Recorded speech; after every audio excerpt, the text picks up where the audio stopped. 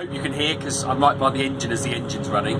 I thought I'd try and do like a boat review of our Norfolk Broads short stay holiday boat, Evesham or Evesham Light. I still haven't learned how to pronounce it, and we're on number 1 of the class. So I'm going to start here in the master bedroom. Apparently we can see a heron. Mrs. C is currently driving the boat, which means we're all taking our own lives into our hands. Anyways, master bedroom. So if we have a look round, fairly standard sort of double bed arrangement at the back. We've got the sort of sink here for brushing your teeth. I'm not very good at directing the camera, I'm not quite as posh as I should be.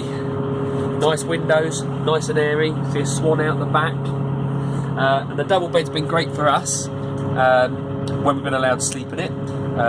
We have a 1-year-old with us who prefers not to sleep.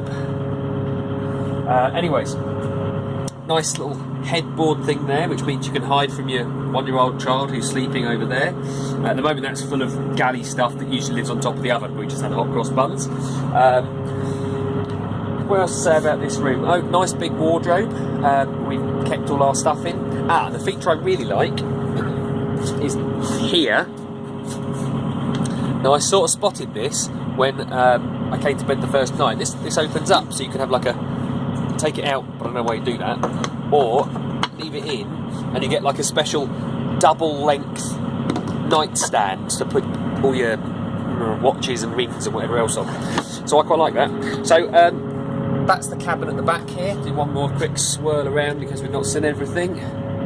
There's a single bunk. I always find that arrangement really strange. Who's going to want to sleep in the same room as someone in a double bed? But it's perfect for us and the boy. This isn't standard. That's our blackout blind to keep the baby, you know, asleep. Haha. There's everything back here. Now, here, this is important. It tells you we've got 240 volts on the boat. It's got an inverter, and that's the switch that keeps it on. So we come through into the galley. Now, people who do this more professionally than I do would have made sure everything's tidy and do this in multiple takes. I'm doing it in one take, and it's in a lived-in condition. So the galley's quite roomy. So you've got some washing up ready to go there. Got the sink, drying area, bins, all fairly standard. A little area for, well, keeping sweets in.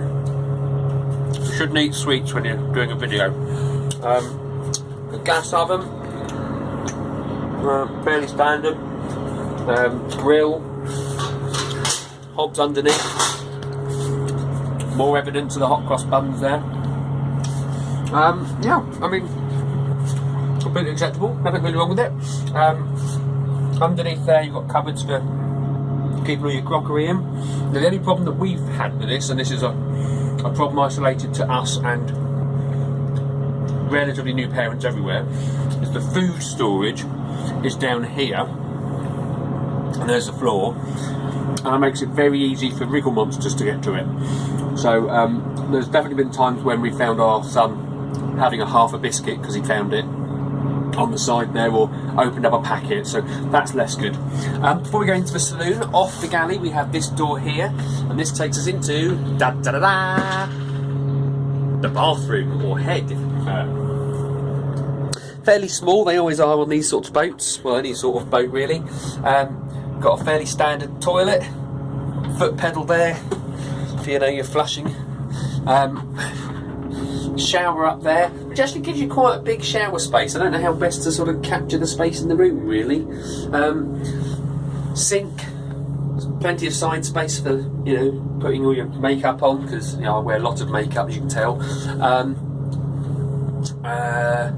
Oh, and this cupboard under here is massive, and we've used it for keeping shoes in, which Mrs. C's convinced we're going to forget about, and we'll end up leaving them on the boat, but I hope not. Nice little rail there to keep something hanging off and dry, or keep the shower curtain on. There we go. All the lights on this boat throughout both sides of these sort of strip lighty things, perfectly acceptable, not particularly energy efficient, but we haven't had any problems with the gas, the battery running out. Fire blanket, fire detector, carbon monoxide detector, a lot really.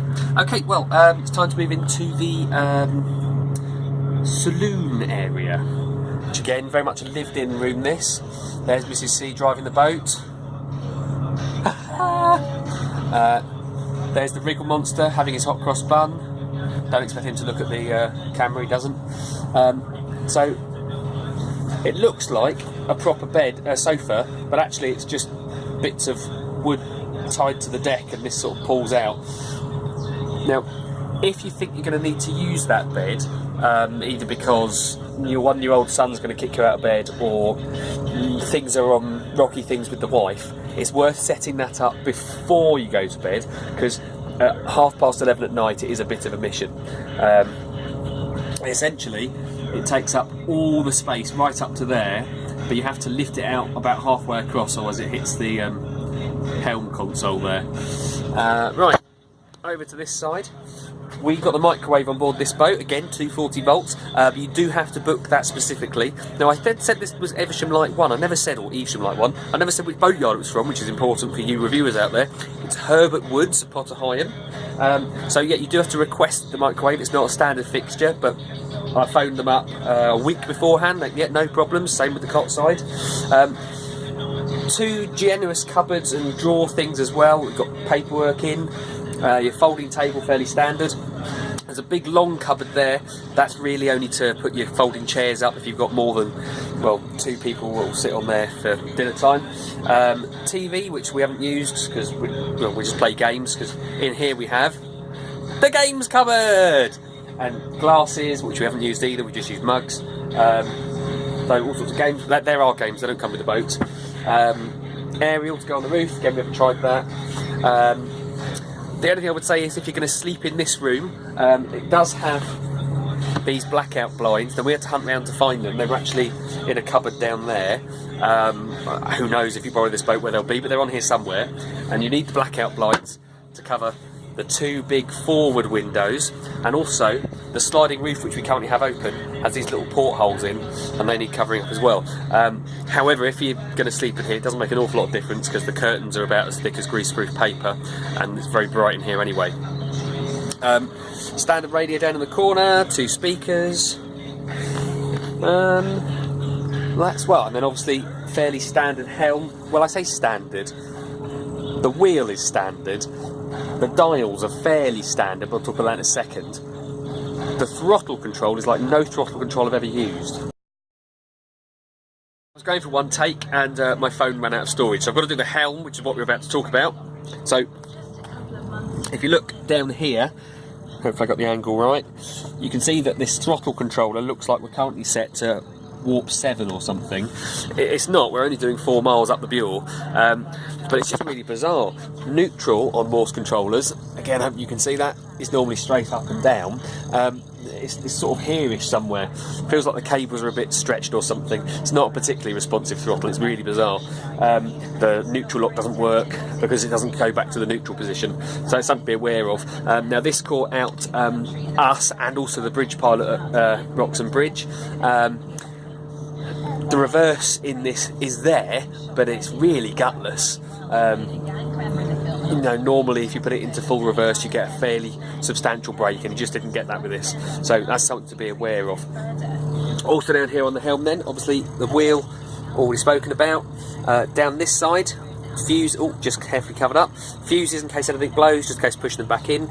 Over on this side, the dials. Now my son loves the dials and switches, fairly standard switches for the heater. Deck light, which doesn't work, we'll put that to the boatyard. It's an easy thing for them to have missed out, so not too worried. Bilge pump, water pump, horn, usual dials. This one here, not a usual dial for boats I've usually hired before. That's a GPS speedometer. Now I was really looking forward to using that, thinking, aha, no more counting the revs. But I've never used one before, wasn't sure what to expect, and at places, and I assume it's places where we couldn't get a good signal, it just really jumps around. At one point we were doing 5.7 miles an hour or 3.6 miles an hour, so you have to sort of take an average, and I've actually found it really frustrating not having a rev counter, just to work out, is the engine overworking, or is it being too loud, or all the rest of it. Last thing to point out near the Helm, down here you've got your 12 volt auxiliary socket. You have to bring your own plug-in thing for that. That's a good way to charge your phone rather than using the inverter, which I should have pointed out. The inverter, we've got 2 under there, 2 sockets, laptop, which I just used to empty off the phone, charges, well, you've got 2 sockets, you can choose how to use them. TV is 240 volt, microwave, so you know, you use it as you need to. The thing with the microwave, the boatyard did tell us to make sure that if you're going to use the microwave, you've got the engine running, and you do need it at some revs, otherwise it struggles a little bit. Right, out to the forward well deck, which I don't usually have these sort of bathtub sort of boats. I've always had bigger cruisers, and I was a bit worried I was going to find this an irritating way of doing things, but I really enjoyed it actually. Now, it has this sort of fairly standard double opening door. To fit through here with just one thing, you need to be slightly slimmer than me, probably. So the other one does open. It just makes it easier if you've got both ready to use. The forward well deck, lovely and spacious. Some sort of vent. That's the deck light that should work but doesn't. It's just a lovely place to be. Feed the ducks, feed the swans. I don't know what else to say really. It's lovely, lovely. So overall, Evesham Light 1, Evesham Light 1, been a good boat for us. Really impressed with the boatyard service when we got there. Really quick handover, really swift, really friendly people. I guess there's a couple of things that let this boat down. That Richardson's, who the people I usually hire with, have sort of got one up on them. The mobile Wi-Fi is a bit of a fad, but it's nice to have as a backup. That doesn't worry me hugely. The thermostat control on the heating does. That, I mean, it's really roasting at times. And the boat's just a bit tired in places. So, I mean, it's mucky, but I mean, it's rust, it's those sort of things. Squeeze back to the door.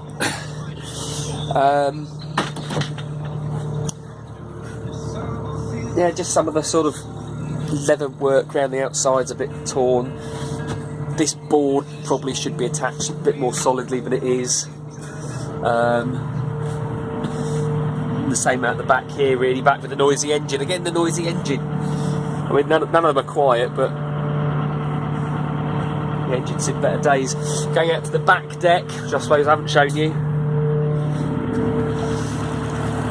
Plenty of space. Engine. Now, obviously you can't check the engine while you're motoring, but bear with.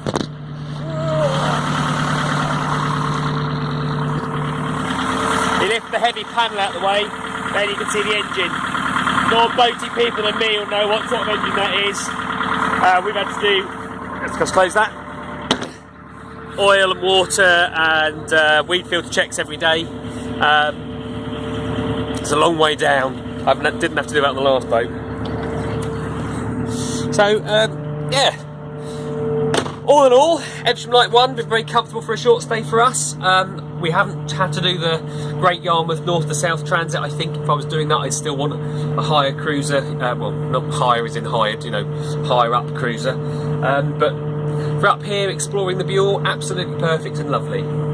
So, that's us from somewhere nearing Wroxham, ready for the bridge pilot. Evesham, if anyone knows, let me know. Light 1 from Herbert Woods, out. Boat review's gone really well. It's certainly getting into one shot because I forgot the important outside bit, which I couldn't do whilst we were motoring along. So there's the boat.